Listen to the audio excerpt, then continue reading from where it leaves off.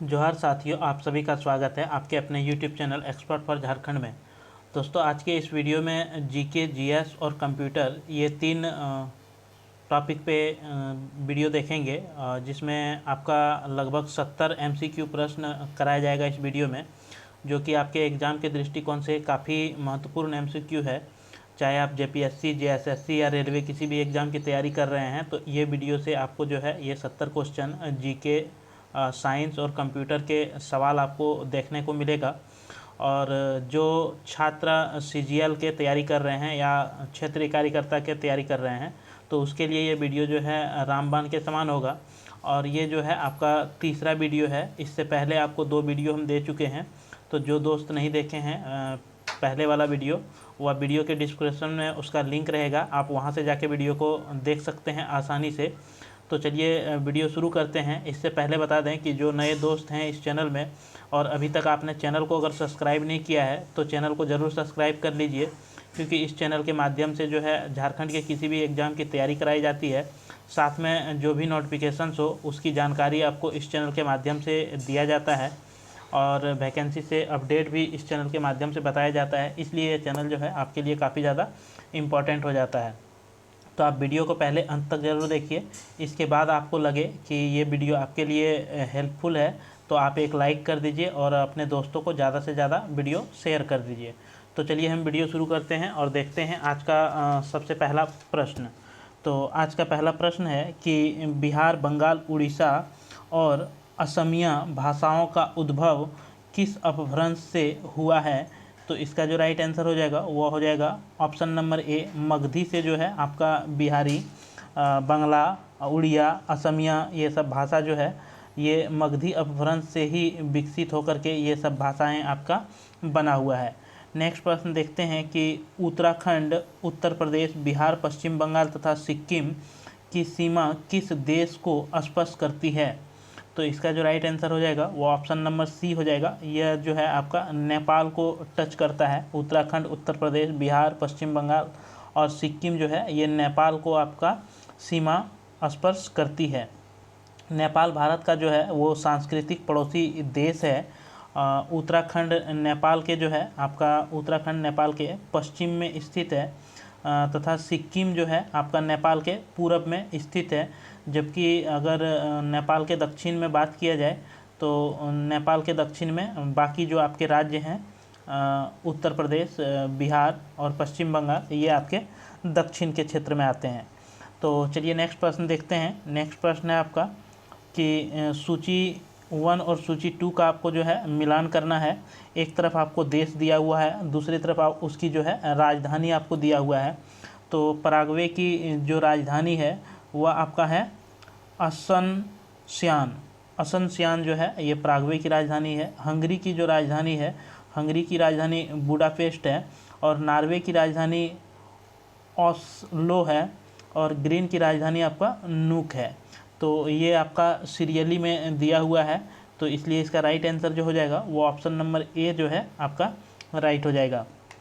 चलिए नेक्स्ट प्रश्न देखते हैं। नेक्स्ट प्रश्न है आपका कि निम्नलिखित में से किस खेल का संबंध जयलक्ष्मी कप से है? तो इसका जो राइट आंसर होगा वो ऑप्शन नंबर बी हो जाएगा। टेबल टेनिस का जो संबंध है वह जयलक्ष्मी कप से है। जयलक्ष्मी कप का संबंध जो है आपका टेबल टेनिस से है। इसलिए इस खेल का जो जन्मदाता है वह इंग्लैंड को माना जाता है। टेबल टेनिस जो खेल है सर्वप्रथम जो है ये खेल आपका इंग्लैंड में हुआ था।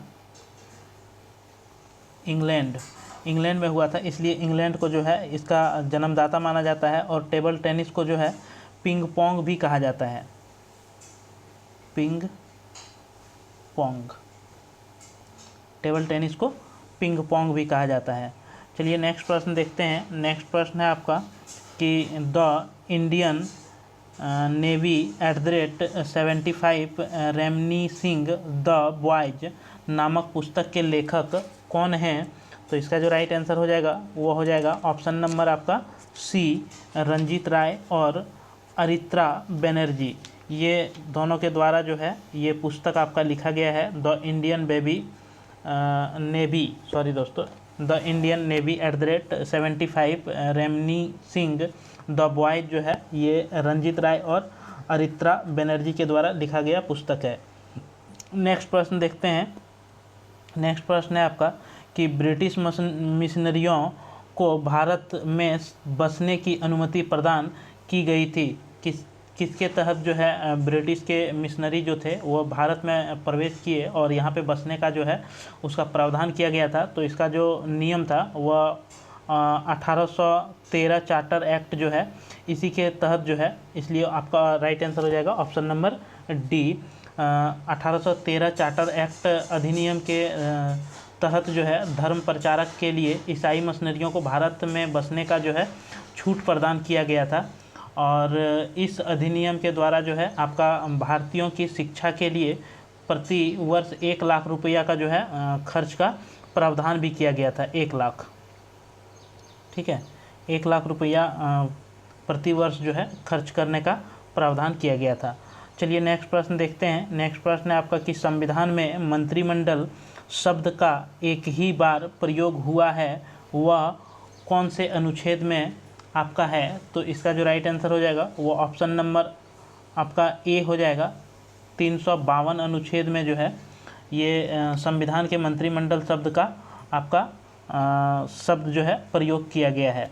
और आपका 44वें संविधान संशोधन जो था ये पूर्व मंत्रिमंडल शब्द का प्रयोग नहीं हुआ था, लेकिन 44वें संविधान संशोधन जो कि आपका 1978 में हुआ और इस संशोधन के संशोधन के बाद जो है आपातकाल के प्रावधान में ऐसी व्यवस्था करने का प्रयत्न किया गया कि इसका शासन का द्वारा दुरुपयोग न किया जा सके, यानी कि जो भी शासन करता हो उसके जरिए जो है इसका दुरुपयोग 352 अनुच्छेद जो है ये आपातकाल से संबंधित है, तो इसका जो है दुरुपयोग न किया जा सके, इसलिए जो है इसे 44वें संविधान संशोधन 1978 में किया गया था।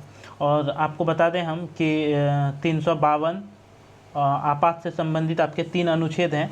352 अनुच्छेद, 356 अनुच्छेद और 360 अनुच्छेद, ये 3 अनुच्छेद जो है आपके भारत के राष्ट्रीय आपात से जो है वो संबंधित है। चलिए नेक्स्ट प्रश्न देखते हैं। नेक्स्ट प्रश्न है आपका कि किस लोकसभा चुनाव के बाद भारत में एक दलीय प्रभुत्व प्रणाली का अंत हो गया? तो इसका जो राइट आंसर हो जाएगा वह आपका 1989, ठीक है, 1989 के लोकसभा चुनाव के बाद जो है भारत में एक दलीय प्रभुत्व का जो है ये प्रणाली आपका समाप्त हो गया। भारत में बहुदलीय व्यवस्था जो है अभी वर्तमान में आपका भारत में जो है बहुदलीय व्यवस्था है, जो कि लेकिन जो है आपका 1967 के चौथे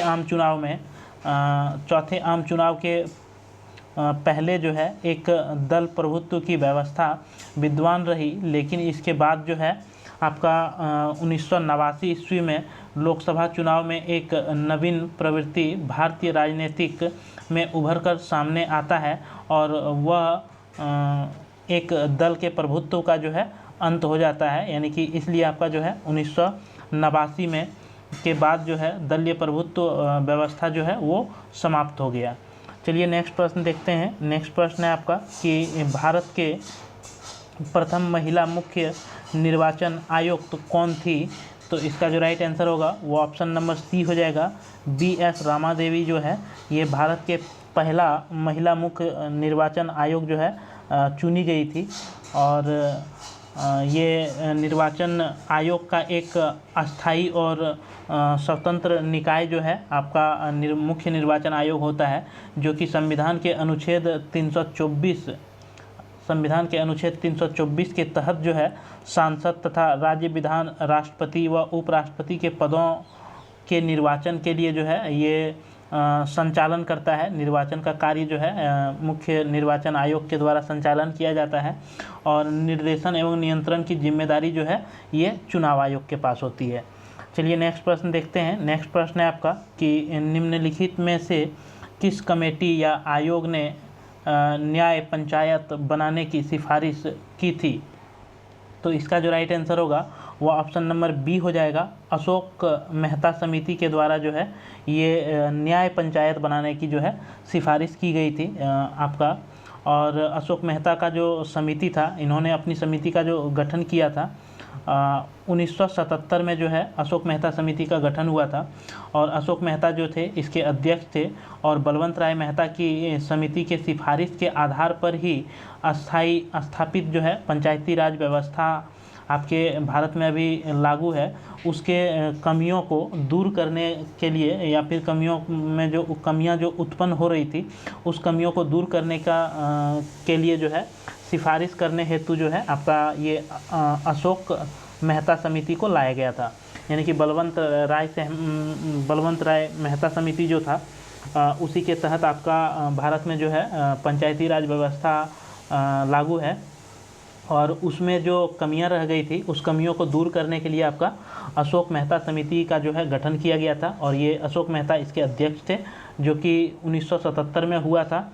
और इन्होंने इस समिति ने अपनी रिपोर्ट जो है 1978 में पेश किया था। ठीक है, 1 साल बाद जो है इन्होंने अपनी रिपोर्ट केंद्र सरकार को सौंप दिया था, जिसमें जो है पंचायती राज व्यवस्था का एक नया मॉडल प्रस्तुत इन्होंने किया था। ठीक है, चलिए नेक्स्ट प्रश्न देखते हैं। नेक्स्ट प्रश्न है आपका कि मृदाओं में जिस सूक्ष्म तत्व की सर्वाधिक कमी है वह कौन सा है। मिट्टी में जो है सबसे सर्वाधिक कमी वाला तत्व कौन सा है, तो इसमें जो है मिट्टी में सबसे कमी जा वाला तत्व आपका जस्ता है, इसलिए ऑप्शन नंबर डी जो है आपका राइट हो जाएगा। भारतीय मृदाओं में सूक्ष्म तत्वों की कमी है, जिसमें से आपका जिंक जो है मुख्य रूप से है। जिंक के कारण जो है फसलों की रोग प्रतिरोधक क्षमता जो है वो बढ़ जाती है तथा तेज़ी से विकास करती है पौधे जो है। चलिए नेक्स्ट प्रश्न देखते हैं। नेक्स्ट प्रश्न आपको मिलान करना है। एक तरफ आपका लो एस्क क्षेत्र है और दूसरा जो है आपके राज्य दिए हुए हैं। तो सबसे आपका पहला है बादाम पहाड़। तो बादाम पहाड़ आपका जो है उड़ीसा में पड़ता है। इसके बाद डाली राजहरा आपका छत्तीसगढ़ में पड़ता है। इसके बाद केंद्रमुख जो है ये आपका कर्नाटक में पड़ता है। और नवामुंडी जो है ये आपका झारखंड में पड़ता है। तो इसका जो राइट आंसर हो जाएगा वह ऑप्शन नंबर आपका सी, ऑप्शन नंबर सी जो है आपका राइट हो जाएगा। ठीक है, ऑप्शन नंबर सी आपका राइट आंसर हो जाएगा। चलिए नेक्स्ट प्रश्न देखते हैं। नेक्स्ट प्रश्न है, ये भी आपको मिलान करना है। एक तरफ आपका जलप्रपात दिया हुआ है और दूसरे तरफ आपके राज्य दिए हुए हैं। तो किस राज्य में जो है कौन सा जलप्रपात है आपको बताना है। कुंचिकल जलप्रपात जो है ये आपका कर्नाटक में पड़ता है, और कर्नाटक के शिमोगा जो है जगह, वहीं पे जो है कुंचिकल जलप्रपात आपका स्थित है। और बरेही पानी जलप्रपात जो है ये आपका उड़ीसा में पड़ता है, उड़ीसा के मयूरभंज में। ठीक है, मयूरभंज में। और यहीं के आपके मयूरभंज के ही जो है आपके भारत के जो राष्ट्रपति हैं द्रौपदी मुर्मू जी यहीं से हैं, मयूरभंज उड़ीसा से ही, जहाँ पे आपका बेरीही पानी जो है जलप्रपात है वहीं से आपके द्रौपदी मुर्मू जो कि आपके महामहिम राष्ट्रपति हैं। इसके बाद नेक्स्ट है आपका कि नोहकालिकाई जलप्रपात जो है ये कहाँ पे है। तो ये जो है आपका मेघालय में है, और मेघालय का ईस्ट खासी हिल, खासी पहाड़ी जो है खासी पहाड़ी में है आपका। ठीक है, और असम, मेघालय जो है असम में पड़ता है। और असम की एक जनजाति भी जो है जिसे खासी कहा जाता है, और ये खासी पहाड़ी में ही जो है आपका ये नोहकालिकाई जलप्रपात जो है वो स्थित है। इसके बाद केवटी जलप्रपात जो है ये मध्य प्रदेश में है, और मध्य प्रदेश का रीवा नामक जगह पे जो है ये जलप्रपात आपका है। तो इसका जो राइट आंसर हो जाएगा वो ऑप्शन नंबर आपका ए जो है राइट हो जाएगा। चलिए नेक्स्ट प्रश्न देखते हैं। नेक्स्ट प्रश्न है आपका अरेबिका, रोबस्टा और लाइबेरिका निम्न में से किसकी किस्में हैं। यानी कि अरेबिका, रोबस्टा और लाइबेरिका ये सब जो किस्म है किसका किस्म है, तो इसका राइट आंसर हो जाएगा कॉफ़ी का जो है ये किस्म है आपका। कि भारत में जो है उत्तर किस्म की रेबिका कॉफ़ी का उत्पादन किया जाता है। मतलब भारत में जो उत्पादन होता है वह अरेबिका का जो है ये किस्म की कॉफ़ी सबसे अधिक उत्पादन किया जाता है। और देश में जो आपका भारत में कॉफ़ी उत्पादन करने वाला राज्य है वह आपका कर्नाटक है।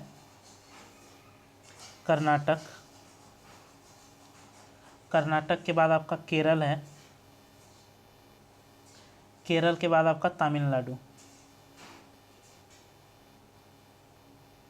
ठीक है, तमिलनाडु में जो है ये 3 राज्यों में आपका उच्च भूमि कृषि के तहत जो है कॉफ़ी का खेती किया जाता है, जो कि कर्नाटक देश का 2/3 कॉफ़ी जो है अकेले उत्पादन करता है। कर्नाटक जो है देश का जितना भी कॉफ़ी उत्पादन होता है उसका 2/3 भाग, 2/3 भाग जो है ये कर्नाटक अकेले उत्पादन करता है। तो कॉफ़ी में सबसे सर्वाधिक उत्पादन करने वाला राज्य अगर बात करें तो वह कर्नाटक हो जाएगा। चलिए नेक्स्ट प्रश्न देखते हैं। नेक्स्ट प्रश्न है आपका कि निम्नलिखित में से वह राज्य या संघ राज्य क्षेत्र कौन सा है जिसमें कोई अभिजात जनजाति समुदाय नहीं है। यानी कि आपको बताना है कि इनमें से कौन सा राज्य ऐसा है जहाँ पे जो है कोई भी जनजाति समूह जो है वहाँ पे नहीं है। तो इसका राइट आंसर हो जाएगा न्यू दिल्ली, या फिर आप दिल्ली बोल सकते हैं। दिल्ली में जो है कोई भी जनजाति समुदाय जो है नहीं पाया जाता है दिल्ली में।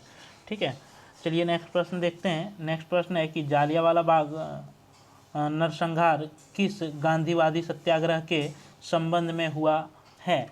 मतलब जालियांवाला बाग जो हत्याकांड हुआ वह क्यों हुआ, किसके विरोध में हुआ। तो ये जो आपका राइट आंसर होगा रोलैक्ट एक्ट सत्याग्रह के जो है इसी के कारण जो है इसी के विरुद्ध में आपका जालियांवाला बाग हत्याकांड हुआ था। तो आपको जानना पड़ेगा कि रोलैक्ट एक्ट आखिर क्या था। तो रोलैक्ट एक्ट आपको हम बता दें कि रोलैक्ट एक्ट के विरुद्ध जो है पूरे भारत में सत्याग्रह शुरू किया गया था, जो कि आपका ये सत्याग्रह 24 फरवरी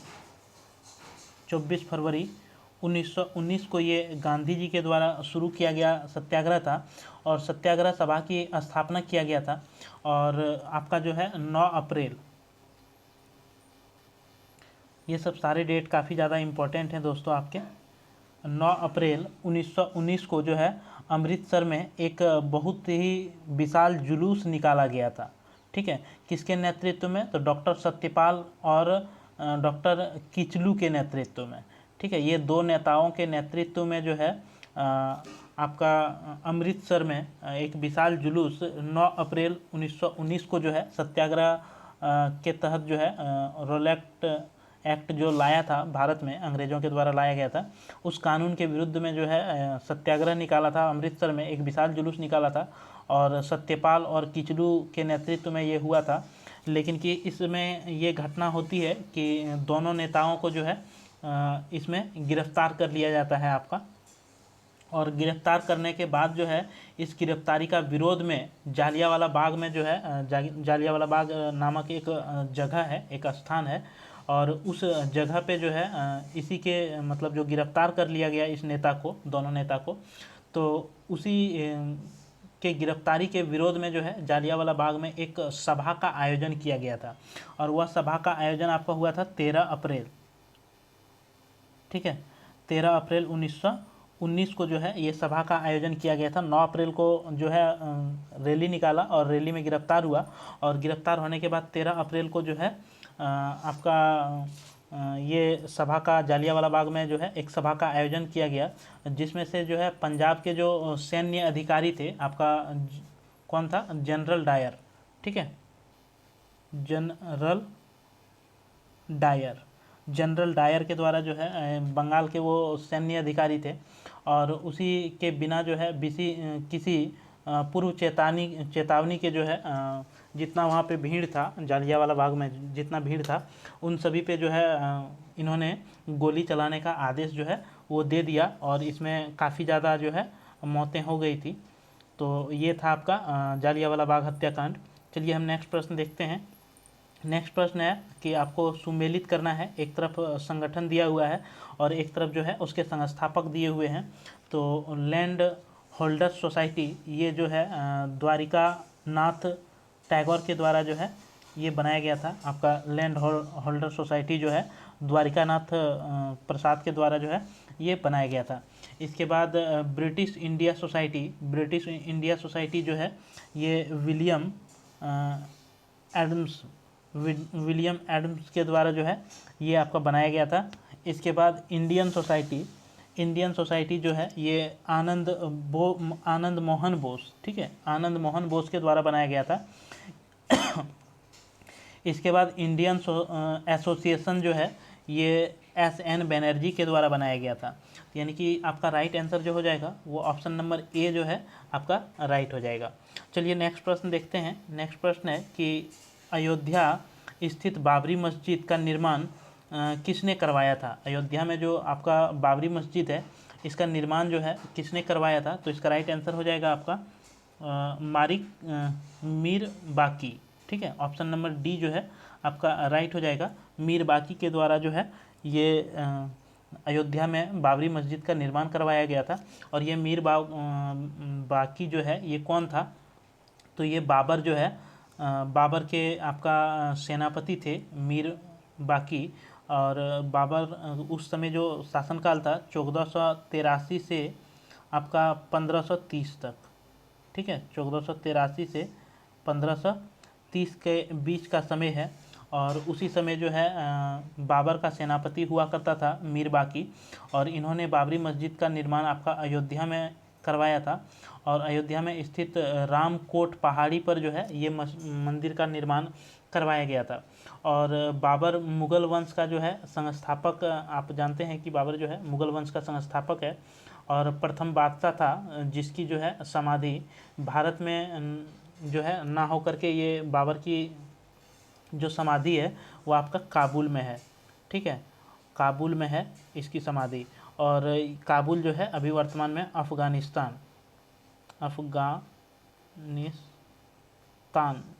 अफ़गानिस्तान जो है देश में ये काबुल पड़ता है, ठीक है।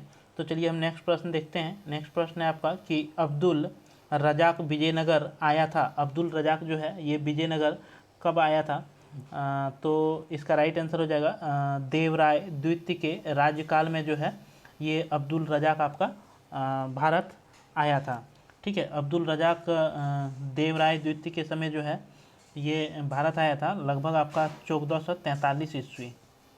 1443 ईस्वी में जो है विजयनगर साम्राज्य में आया था। और ये अब्दुल रजाक जो था एक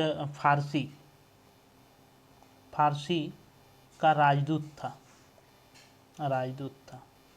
ठीक है, फारसी का राजदूत था अब्दुल रजाक। चलिए नेक्स्ट प्रश्न देखते हैं कि निम्न में से किसे रानी अभिलेख कहा जाता है।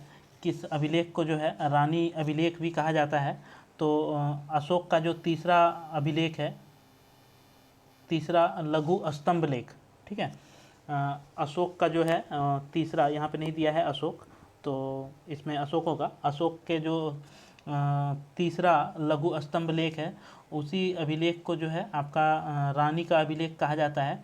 और अशोक के स्तंभ लेखों में केवल जो है ब्राह्मणी लिपि, ठीक है, ब्राह्मी लिपि का जो है इसमें प्रयोग किया गया है। और तीसरे लघु स्तंभ लेख को जारी करने वाला जो है रानी जो था आपका कारुवाकी, ठीक है, रानी कौन था, कारुवाकी थी। इसलिए जो है तीसरे लघु स्तंभ लेख को जो है रानी का भी लेख कहा जाता है। तो आपको नाम भी पूछेगा तो उसका नाम क्या था, कारुवाकी, ठीक है, उस रानी का नाम था कारुवाकी, जो कि किस लिपि में लिखा हुआ है, तो ब्राह्मणी लिपि में। चलिए नेक्स्ट प्रश्न देखते हैं। नेक्स्ट प्रश्न है आपका कि निम्नलिखित में वह प्रथम सातवाहन राजा कौन था जिसने सिक्कों पर राजसीर अंकित करवाया। तो इसका जो राइट आंसर होगा वो ऑप्शन नंबर आपका बी जो है राइट हो जाएगा, गौतमी पुत्र जो है सतकर्मी, ठीक है। ये जो है प्रथम सातवाहन राजा का जो है गौतमी सतकर्णी था, जिन्होंने क्या किया था कि सिक्कों पर राजसीर अंकित करवा के जो है इन्होंने जारी किया था। और यह अंकन नहपान के ऊपर जो है विजय के उपरांत, कब ये जारी हुआ था आपका ये सिक्का, तो ये सिक्का जारी हुआ था नहपान के ऊपर जब इन्होंने विजय प्राप्त किया, इसके बाद जो है इस सिक्के को जो है पुनः फिर से जो है वो जारी किया था। चलिए हम नेक्स्ट प्रश्न देखते हैं। नेक्स्ट प्रश्न है आपका कि भारतीय रिजर्व बैंक करेंसी नोट जारी करता है। भारतीय रिजर्व बैंक जो है वो करेंसी नोट जारी करता है, तो इसका जो राइट आंसर हो जाएगा वो हो जाएगा नियत न्यूनतम प्रणाली के अंतर्गत जो है आपका आरबीआई के द्वारा जो है मुद्रा जारी किया जाता है नियत न्यूनतम प्रणाली के अंतर्गत। नेक्स्ट प्रश्न देखते हैं। नेक्स्ट प्रश्न है कि आपको निम्नलिखित में से कौन सुमेलित है, यानी कि इसमें से कौन सा सही सुमेल है वो आपको बताना है। तो इसका जो राइट आंसर हो जाएगा वो आपका हो जाएगा तृतीय पंचवर्षीय योजना जो है 1966 से 1971, ये कुछ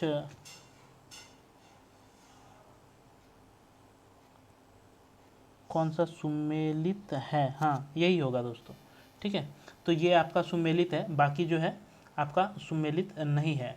ठीक है, क्योंकि 1952 में शायद आपका ये पहली पंचवर्षीय योजना जो आया था 1952 से 56 तक। ठीक है, नहीं 51 से 56, ये पहला वाला भी तो सुमेलित लग रहा है दोस्तों। 51 से 56 ये भी था दोस्तों, और ये 66 से 71 तीसरी पंचवर्षीय योजना। ठीक है, ये क्वेश्चन में डाउट है दोस्तों, आप देख लीजिएगा, नहीं तो फिर आपको अगले वीडियो में जो है हम कंफर्म बता देंगे कि ये इसमें दोनों सही है। देखो ये तो गलत है दोस्तों, और ये भी गलत है। ठीक है, क्योंकि आपके नवी पंचवर्षीय योजना का जो समय था वो आपका था 2002 से 2007 तक।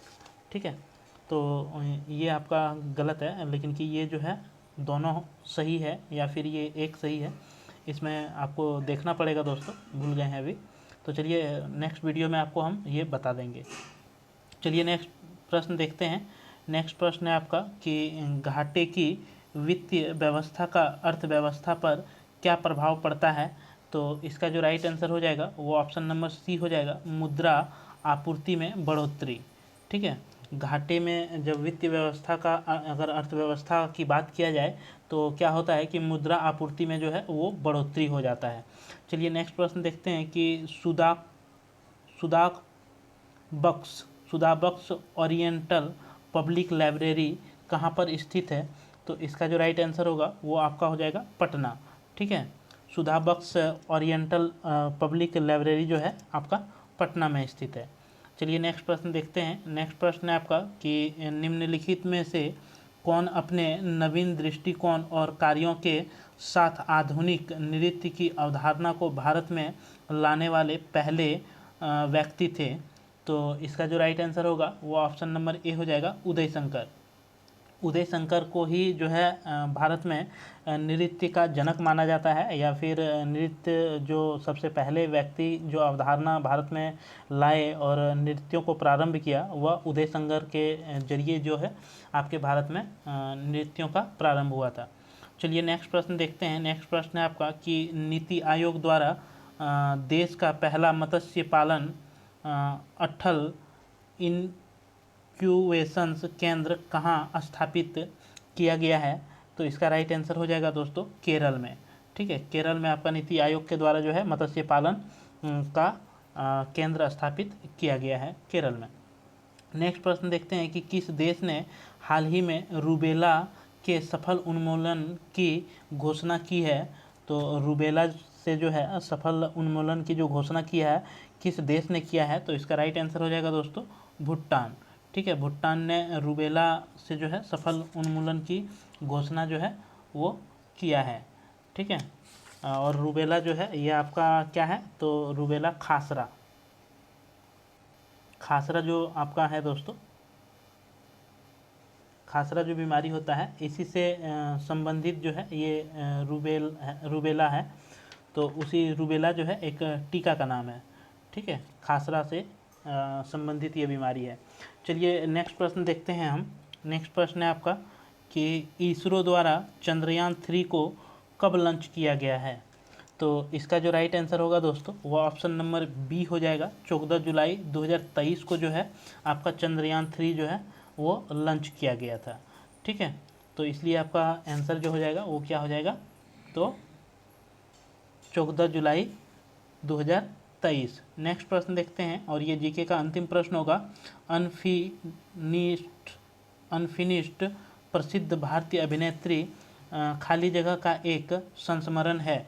तो इसका जो राइट आंसर हो जाएगा वो ऑप्शन नंबर बी हो जाएगा, प्रियंका चोपड़ा जोनस। ठीक है, प्रियंका चोपड़ा और जोनस का जो है एक संस्मरण है, अनफिनिश्ड प्रसिद्ध जो है आपका, ये दोनों तो नहीं दोस्तों, एक आपका प्रियंका चोपड़ा जो है वह भारतीय अभिनेत्री है जिसका एक संस्मरण है।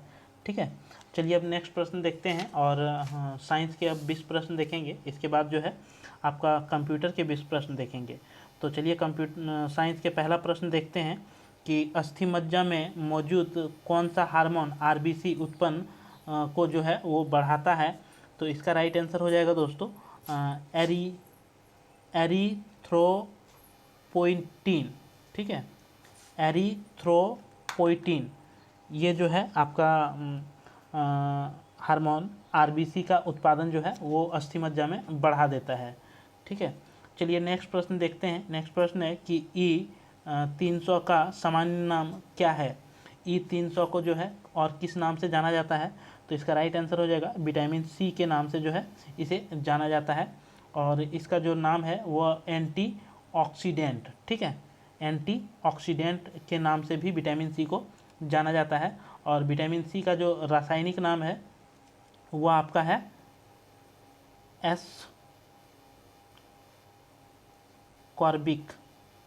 Ascorbic acid. ठीक है, एस्कॉर्बिक एसिड जो है ये विटामिन सी का रासायनिक नाम है, लेकिन कि एंटीऑक्सीडेंट भी इसे कहा जाता है या फिर E300 भी कहा जाता है। चलिए नेक्स्ट प्रश्न देखते हैं। नेक्स्ट प्रश्न है कि इनमें से कौन सा यौन संचरित रोग विषाणु जनित होता है। यौन संक्रित जो रोग है वह विषाणु जनित होता है। तो इसका राइट आंसर हो जाएगा आपका मस्सा। ठीक है, मस्सा यौन संचरित रोग जो है ये विषाणु जनित होता है, और ये जो है आपके काले रंग का उभरा हुआ जो मांस का छोटा सा दाना है, जो कि चिकित्सा विज्ञान के अनुसार यह एक आपका चर्म रोग जो है माना जाता है। नेक्स्ट प्रश्न देखते हैं। नेक्स्ट प्रश्न है आपका कि पादपों के किस समूह के अंतर्गत सबसे साधारण केंद्रित संरचना वाले पादप आते हैं। तो इसका राइट आंसर हो जाएगा थैलोफाइट। ठीक है, ऑप्शन नंबर बी जो है आपका राइट हो जाएगा। पादपों के थैलोफाइट समूह के अंतर्गत जो है सबसे साधारण केंद्र संरचना वाले पादप जो है वो आते हैं, और इसके जनन तंत्र जो है अस्पष्ट होते हैं। इसमें जो है जनन तंत्र अस्पष्ट होते हैं, इसलिए जो है इसे आपका क्रिप्टोगैम, ठीक है, क्रिप्टोगैम जो है वो कहा जाता है। चलिए नेक्स्ट प्रश्न देखते हैं। नेक्स्ट प्रश्न है आपका, नेक्स्ट प्रश्न है कि निम्नलिखित में से कौन से पौधे में आवरण रहित बीज पाए जाते हैं। कौन ऐसा पौधा है जिसमें कि आवरण रहित जो है वो बीज पाए जाते हैं। तो इसका राइट आंसर हो जाएगा देवदार। देवदार के पौधे में जो है आवरण रहित बीज पाए जाते हैं, जिसका वैज्ञानिक नाम क्या है। इसका वैज्ञानिक नाम आपका सेड्रस देवदार। ठीक है, सेड्रस देवदार जो है इसका वैज्ञानिक नाम है। चलिए नेक्स्ट प्रश्न देखते हैं कि निम्नलिखित में से कौन सा बहुबीजीय फल नहीं है। इसमें से ऑप्शन आपको दिया गया है, ये बहुत सारे बीजों का कौन ऐसा है जो फल नहीं है। पपीता, लीची, सेब, अनार। तो ये तो आप आसानी से छांट लेंगे कि ये लीची जो है आपका राइट आंसर हो जाएगा, क्योंकि पपीता में बहुत सारे बीज पाए जाते हैं, सेब में भी बहुत सारे बीज पाए जाते हैं, और अनार में भी बहुत सारे बीज पाए जाते हैं। चलिए हम नेक्स्ट प्रश्न देखते हैं। नेक्स्ट प्रश्न है आपका कि एकमात्र पक्षी का नाम बताइए जो पीछे की तरफ उड़ सकता है। यानी कि ऐसा पक्षी का नाम बताना है आपको जो कि पीछे की तरफ भी उड़ता हो। तो इसका राइट आंसर हो जाएगा हमिंग बर्ड। ठीक है, हमिंग बर्ड जो है एकमात्र ऐसा पक्षी है जो कि पीछे की तरफ उड़ सकता है, और इसके कंधे में पर जो है विशेष प्रकार का एक बॉल और सॉकेट जो है वो जोड़ा हुआ रहता है। कहाँ पे, तो इसके कंधे के पास। चलिए नेक्स्ट प्रश्न देखते हैं। नेक्स्ट प्रश्न है कि किस एंजाइम को पाचन क्रिया में अपना कार्य करने के लिए हाइड्रोक्लोरिक अम्ल की उपस्थिति की आवश्यकता होती है। तो इसका राइट आंसर हो जाएगा दोस्तों पेप्सिन। ठीक है, पेप्सिन एंजाइम को पाचन क्रिया में जो है अपना कार्य करने के लिए हाइड्रोक्लोरिक अम्ल की जो है आवश्यकता होती है, और पेप्सिन एंजाइम जो है भोजन में पचाए जाने वाले प्रोटीन का जो है ये मुख्य रूप से पाचन करती है। नेक्स्ट प्रश्न देखते हैं कि निम्नलिखित में से किस समीकरण द्वारा संवेग की गणना की जाती है। तो इसका राइट आंसर आपका हो जाएगा संवेग इक्वल टू द्रव्यमान गुना ऊर्जा। ठीक है, संवेग बराबर क्या होता है, द्रव्यमान गुना ऊर्जा जो है, ये इसका राइट आंसर हो जाएगा। चलिए नेक्स्ट प्रश्न देखते हैं। और आपका संवेग जो है एक सदिश राशि है, और इसका एसआई मात्रक अगर बात किया जाए तो आपका किलोमीटर प्रति सेकेंड। ठीक है, ये हो जाएगा इसका एसआई मात्रक। चलिए नेक्स्ट प्रश्न देखते हैं। नेक्स्ट प्रश्न है आपका कि किसको मापने के लिए स्टेलाग्मोमीटर का उपयोग किया जाता है। तो इसका राइट आंसर हो जाएगा दोस्तों पृष्ठ तनाव को नापने के लिए जो है स्टेलाग्मोमीटर जो है इसका प्रयोग किया जाता है। तरल की जो बूंदें होती है, मात्रा की संख्या जो है उसका निर्धारण करने के लिए या फिर सतह का तनाव मापने के लिए जो है इसका उपयोग किया जाता है। दिए गए आयतन में कम सतह तनाव वाले प्रत्येक बूंद जो है छोटा या अधिक बड़ा है, इसकी जो है ये इसके जरिए जो है नाप किया जाता है। नेक्स्ट प्रश्न देखते हैं कि भूकेंद्रीय और सूर्य केंद्रीय शब्द किसे संदर्भित करता है। भूकेंद्रीय और सूर्य केंद्रीय शब्द जो है ये किसको दर्शाता है। तो ये पृथ्वी और सूर्य के चारों ओर नक्षत्रीय वस्तुओं की गति को जो है प्रतिबंधित करने वाले नियम को जो है ये प्रदर्शित करता है, इसलिए ऑप्शन नंबर आपका ए जो है राइट हो जाएगा। चलिए नेक्स्ट प्रश्न देखते हैं। नेक्स्ट प्रश्न है आपका कि निम्न में से किसमें अवतल दर्पण का प्रयोग नहीं होता है। इसमें से आपको 4 ऑप्शन दिया गया है, इसमें से किसमें जो है अवतल दर्पण का प्रयोग नहीं होता है आपको बताना है। तो पश्यदर्शी दर्पण जो है पीछे का दृश्य को देखने के लिए जो है अवतल दर्पण का प्रयोग नहीं करते हैं, जबकि इसमें उत्तल दर्पण का प्रयोग किया जाता है। ठीक है, उत्तल दर्पण का प्रयोग किया जाता है। गाड़ी के आप देखते होंगे कि गाड़ी में जो पीछे का दृश्य देखने के लिए जो शीशे का प्रयोग होता है वह उत्तल दर्पण का प्रयोग किया जाता है। अवतल दर्पण का प्रयोग मुख्य रूप से आपका सर्च लाइट या फिर आपका सोलर कुकर, हेडलाइट या फिर चिकित्सा के में आपका डॉक्टर जो है इलाज करने के लिए, दांतों को देखने के लिए या सौर भट्टी में उपयोग करने के लिए जो है अवतल दर्पण का प्रयोग किया जाता है।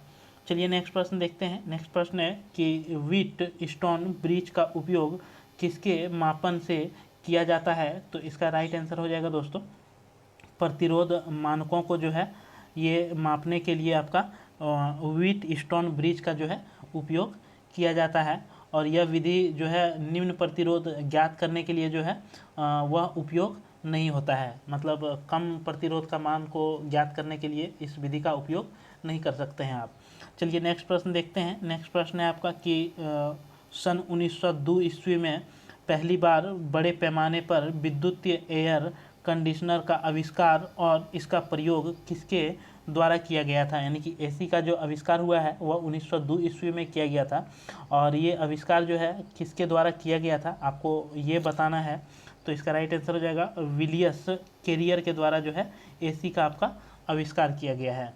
नेक्स्ट प्रश्न देखते हैं। नेक्स्ट प्रश्न है कि सोडियम क्लोराइड के जलीय विलयन को क्या कहा जाता है।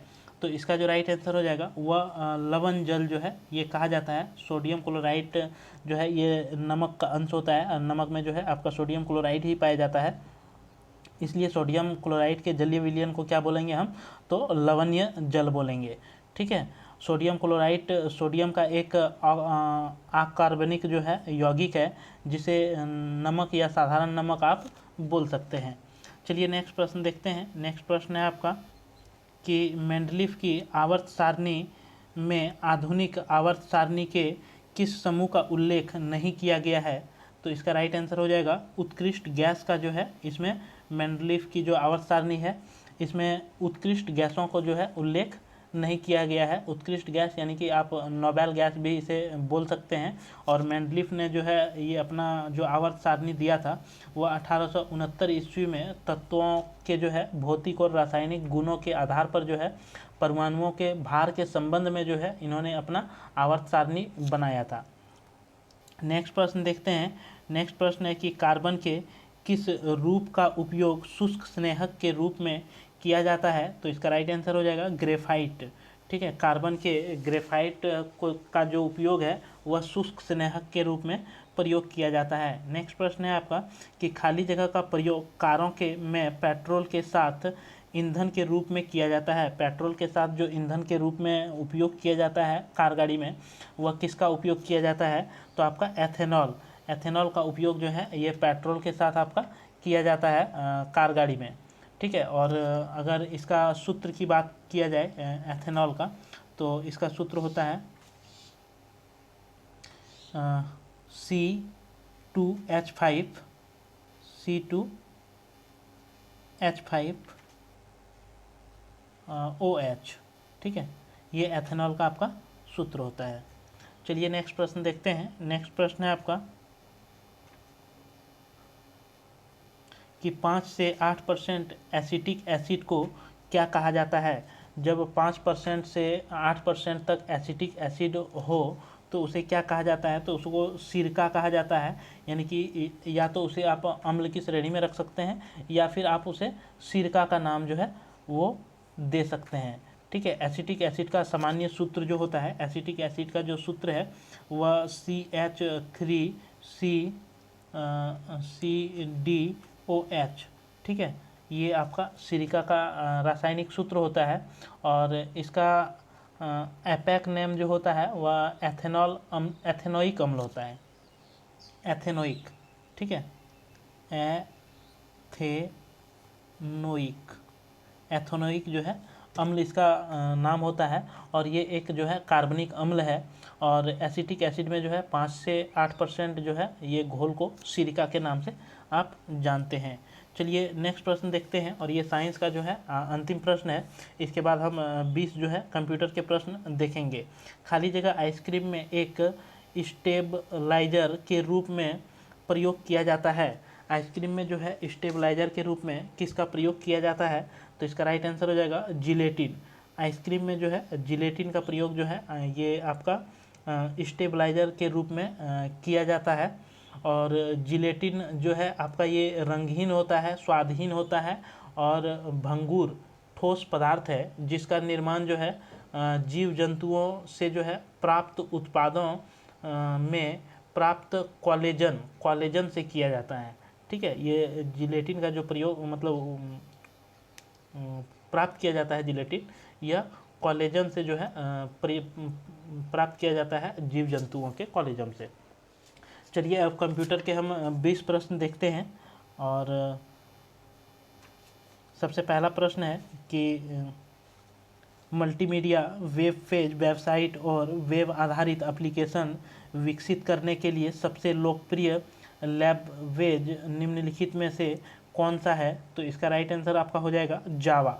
ठीक है, जावा जो है मल्टीमीडिया वेब पेज और वेबसाइट वेब आधारित एप्लीकेशन जो है विकसित करने के लिए आपका सबसे ज़्यादा लोकप्रिय लैंग्वेज है।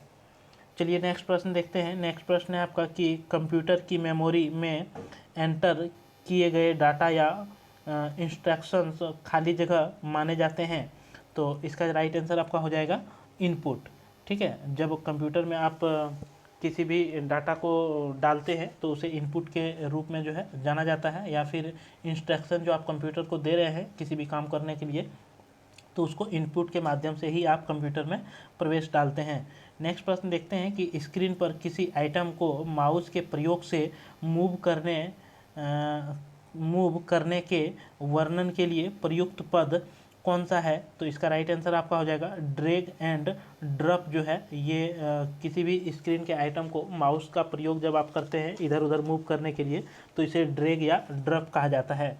नेक्स्ट प्रश्न देखते हैं। नेक्स्ट प्रश्न है कि नॉन न्यूमेरिक डाटा का एक उदाहरण है। तो इसका राइट आंसर आपका हो जाएगा कर्मचारी का एड्रेस। ठीक है, नॉन न्यूमेरिकल डाटा का एक उदाहरण क्या है? कर्मचारी का एड्रेस।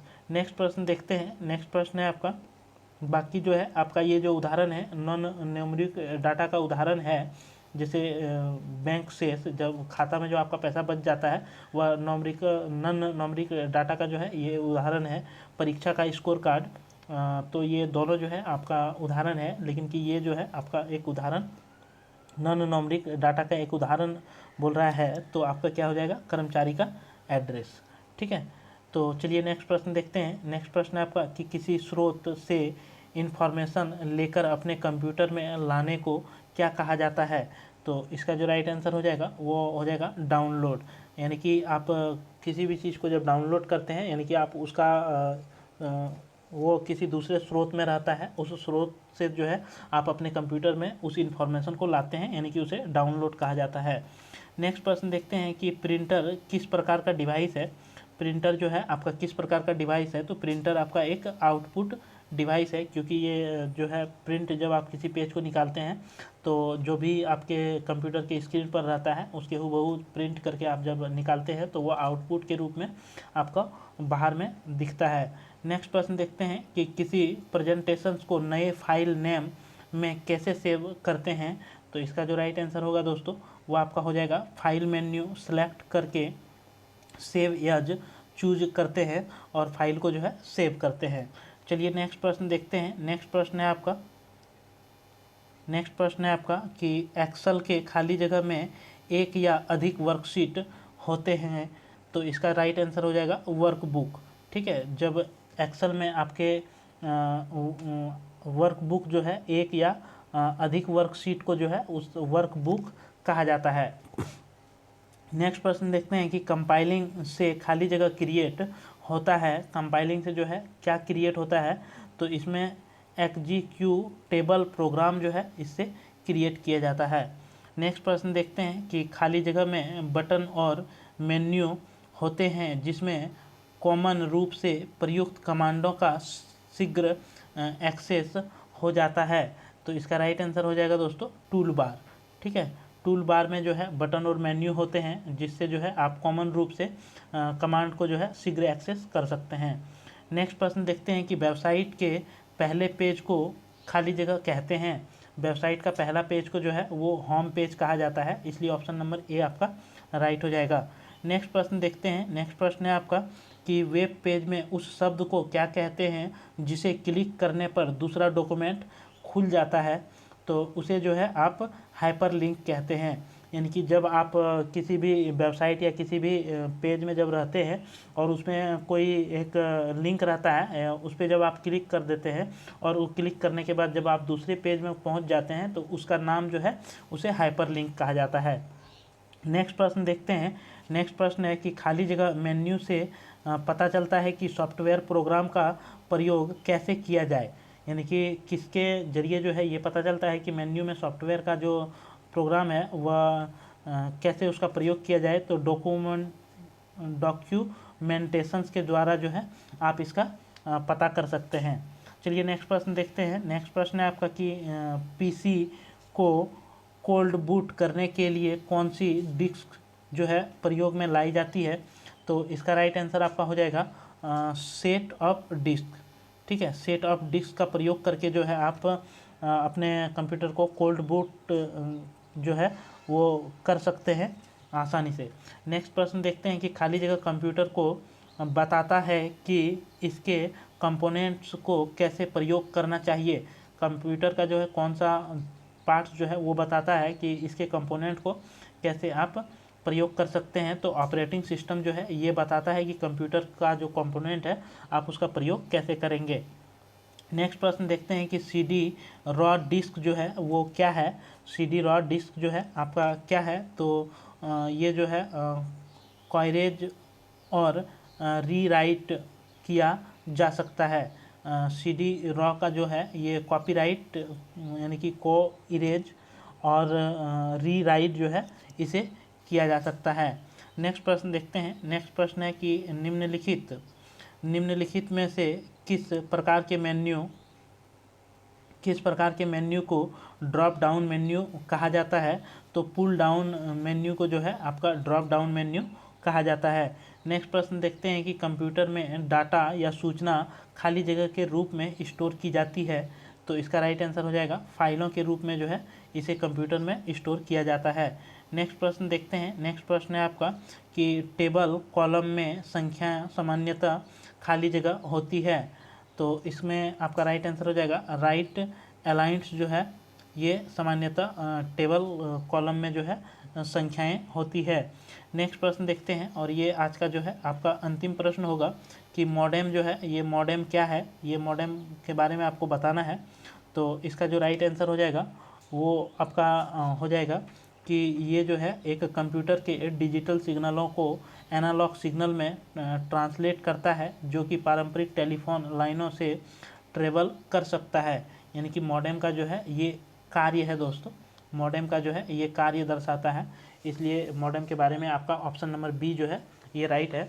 आपको इस वीडियो में जो है 30 हम जीके का सवाल करवाए, इसके बाद आपका 20 जो है साइंस के सवाल करवाए और 20 आपके कंप्यूटर के सवाल करवाए, यानी कि कुल आपको 70 एमसीक्यू प्रश्न जो कराए ये काफ़ी ज़्यादा आपके एग्ज़ाम के दृष्टिकोण से महत्वपूर्ण है सभी सवाल।